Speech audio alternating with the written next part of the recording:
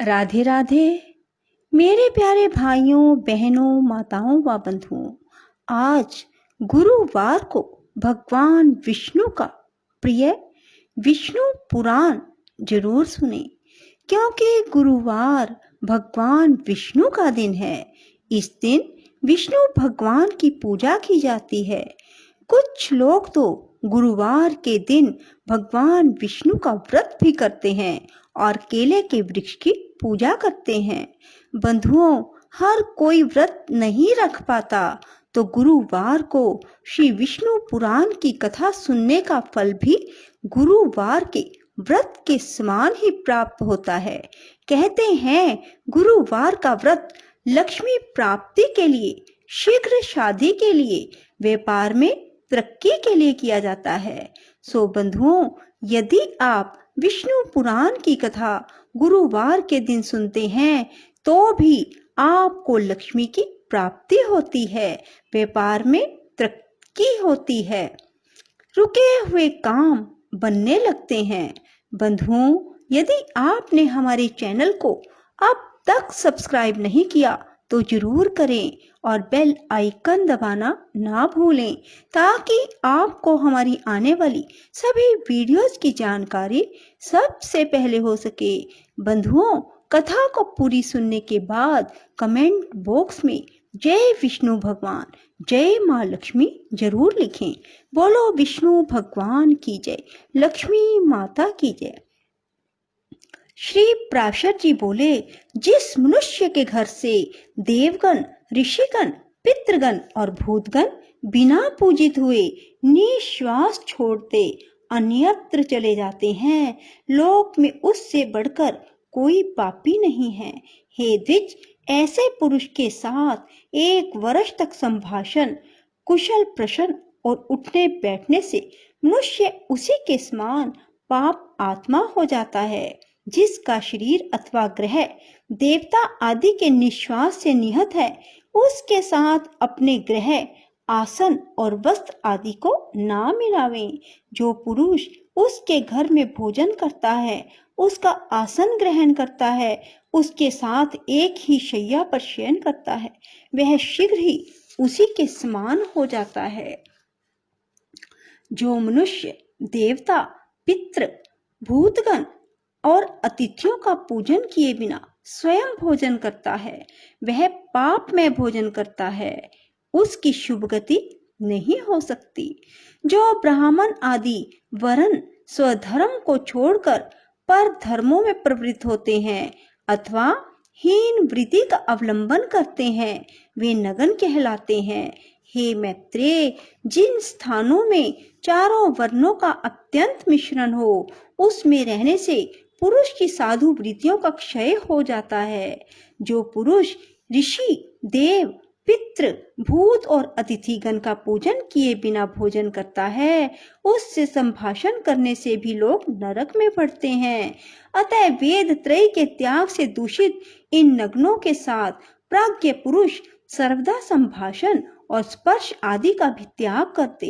यदि इनकी दृष्टि पड़ जाए तो श्रद्धावान पुरुषों का यत्न पूर्वक किया हुआ श्राद्ध देवता अथवा पितृ महगन की तृप्ति नहीं करता। सुना जाता है पूर्व काल में पृथ्वी तल पर शतधनु नाम से विख्यात एक राजा था।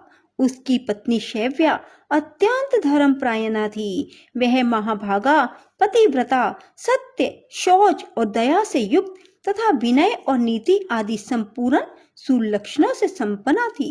उस महारानी के साथ राजा शतधनु ने परम समाधि द्वारा सर्वव्यापक देव श्री जनार्दन की आराधना की। वे प्रतिदिन तन्मय होकर अनन्य भाव से होम, जप, दान, उपवास और पूजन आदि द्वारा भगवान की भक्ति पूर्वक आराधना करने लगे। हे द्विज, एक दिन कार्तिकी पूर्णिमा को उपवास कर उन दोनों पति पत्नियों ने श्री गंगा जी में एक साथ ही स्नान करने के अनंतर बाहर आने पर एक पखंडी को सामने आते देखा। यह ब्राह्मण उस महात्मा राजा के धनु वेदाचार्य का मित्र था। अतः आचार्य के गौरववश राजा ने भी उससे मित्रवत व्यवहार किया, किंतु उसकी पतिव्रता पत्नी ने उसका कुछ भी आदर नहीं किया। वह मौन रही और यह सोचकर कि मैं उपोषिता हूँ, उसे देखकर सूर्य का दर्शन किया। हे द्विजोत्तम, फिर उन स्त्री पुरुषों ने यथारीति आकर भगवान विष्णु के पूजा आदि संपूर्ण कर्म विधि पूर्वक किए। कालांतर में वह शत्रुजित राजा मर गया। तब देवी शैव्या ने भी चितारूढ़ महाराज का अनुगमन किया। राजा शतधनु ने उपवास अवस्था में पाखंडी से वार्तालाप किया था। उस पाप के कारण उसने कुत्ते का जन्म लिया तथा वह शुभ लक्षणा काशी नरेश की कन्या हुई, जो सब प्रकार के विज्ञान से युक्त सर्व लक्षण संपन्ना और जाति स्मरा थी। राजा ने उसे किसी वर को देने की इच्छा की, किंतु उस सुंदरी के ही रोक देने पर वह उसके विवाह आदि से उपरत ही रहे। तब उसने दिव्य दृष्टि से अपने पति को श्वान हुआ जान विदिशा नामक नगर में जाकर उसे वहां कुत्ते की अवस्था में देखा।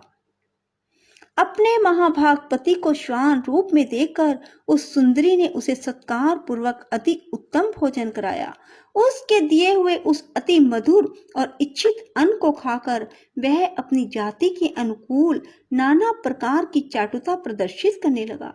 उसके चाटुता करने से अत्यंत संकुचित हो उस बालिका ने कुत्सित योनि में उत्पन्न हुए उस अपने प्रियतम को प्रणाम कर उससे इस प्रकार कहा, महाराज, आप अपनी उस उदारता का स्मरण कीजिए जिसके कारण आज आप श्वान योनि को प्राप्त होकर मेरे चाटुकार हुए हैं। हे प्रभो, क्या आपको यह स्मरण नहीं है कि तीर्थ स्नान के अनंतर पाखंडी से वार्तालाप करने के कारण ही आपको यह कुत्सित योनि मिली है।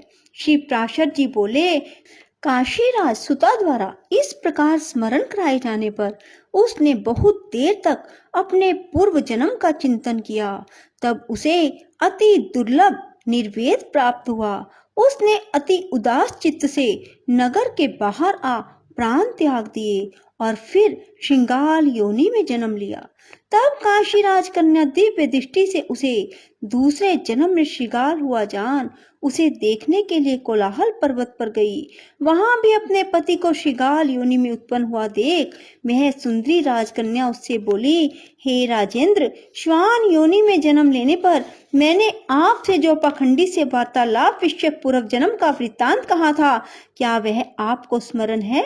तब सत्यनिष्ठों में श्रेष्ठ राजा शत्रुधन ने उसके इस प्रकार कहने पर सारा सत्य वृतांत जानकर निराहार रह वन में अपना शरीर छोड़ दिया। फिर वह एक भेड़िया हुआ। उस समय भी अनिंदिता राजकन्या ने उस निर्जन वन में जाकर उसके पति को उसके पूर्व जन्म का वृतांत स्मरण कराया। क्रमशः कुकुर श्रृंगाल होकर अब भेड़िया हुए। इस प्रकार उसके स्मरण कराने पर राजा ने जब भेड़िए के शरीर को छोड़ा तो गृध्र योनि में जन्म लिया। उस समय भी उसके निष्पाप भार्या ने उसे फिर बोध कराया, हे नरेंद्र, तुम अपने स्वरूप को स्मरण करो, इन गृध्र चेष्टाओं को छोड़ो। पाखंडी के साथ वार्तालाप करने से ही तुम गृध्र हुए हो। फिर दूसरे जन्म में काक योनि को प्राप्त होने पर पति को योग बल से पाकर उस सुंदरी ने कहा, हे प्रभो, जिनके वशीभूत होकर संपूर्ण सामंतगण नाना प्रकार की वस्तुएं भेंट करते थे, वही आप आज काक योनि को प्राप्त होकर बलि भोजी हुए हो। इसी प्रकार काक योनि में भी पूर्व जन्म का स्मरण कराए जाने पर राजा ने अपने प्राण छोड़ दिए। फिर मयूर योनि में जन्म लिया। मयूर योनि में भी काशी राज की कन्या उसे क्षण क्षण में अति सुंदर मयूरोचित आहार देती हुई उसकी टहल करने लगी। उस समय राजा जनक ने अश्वमेघ नामक महायज्ञ का अनुष्ठान किया। उस यज्ञ में अवभृत स्नान के समय उसको मयूर स्नान कराया। तब उस सुंदरी ने स्वयं भी स्नान कर राजा को स्मरण कराया कि किस प्रकार उसने श्वान, श्रृगाल आदि योनियां ग्रहण की। अपनी जन्म परंपरा का स्मरण होने पर उसने अपना शरीर त्याग दिया और महात्मा जनक के यहाँ पुत्र रूप में जन्म लिया। तब उस सुंदरी ने अपने पिता को विवाह के लिए प्रेरित किया। उसकी प्रेरणा से राजा ने उसके स्वयंवर का आयोजन किया। स्वयंवर होने पर उस राजकन्या ने स्वयंवर में आए हुए अपने उस पति को फिर पति भाव से वरण किया। उस राजकुमार ने काशीराज सुता के साथ नाना प्रकार के भोग भोगे। फिर पिता के परलोकवासी होने पर विदेह नगर का राज्य किया। उसने बहुत से यज्ञ किए, याचकों को नाना प्रकार से दान दिए, बहुत से पुत्र उत्पन्न किए, शत्रुओं के साथ अनेकों युद्ध किए। इस प्रकार उस राजा ने पृथ्वी का न्याय अनुकूल पालन करते हुए राज्य भोग किया और अंत में अपने प्रिय प्राणों को धर्म युद्ध में छोड़ा। तब उस सुलोचना ने पहले के समान फिर अपने चितारूढ़ पति का विधि पूर्वक प्रसन्न मन से अनुगमन किया। इससे वह राजा उस राजकन्या के सहित इंद्रलोक से भी उत्कृष्ट अक्षय लोकों को प्राप्त हुआ। हे द्विजश्रेष्ठ, इस प्रकार शुद्ध हो जाने पर उसने अतुलनीय अक्षय स्वर्ग, अति दुर्लभ दाम्पत्य और अपने पूर्व अर्जित पुण्य का फल प्राप्त किया। हे द्विज, इस प्रकार मैंने तुमसे पाखंडी से संभाषण करने का दोष और अश्वमेध यज्ञ में स्नान करने का महात्म वर्णित किया। पाखंडी लोगों से वार्तालाप करने से मनुष्य नरक में जाते हैं। राधे राधे, जय श्री कृष्णा। बंधुओं, यदि आपको हमारी वीडियो पसंद आए तो इसे लाइक करें और शेयर भी जरूर करें। धन्यवाद।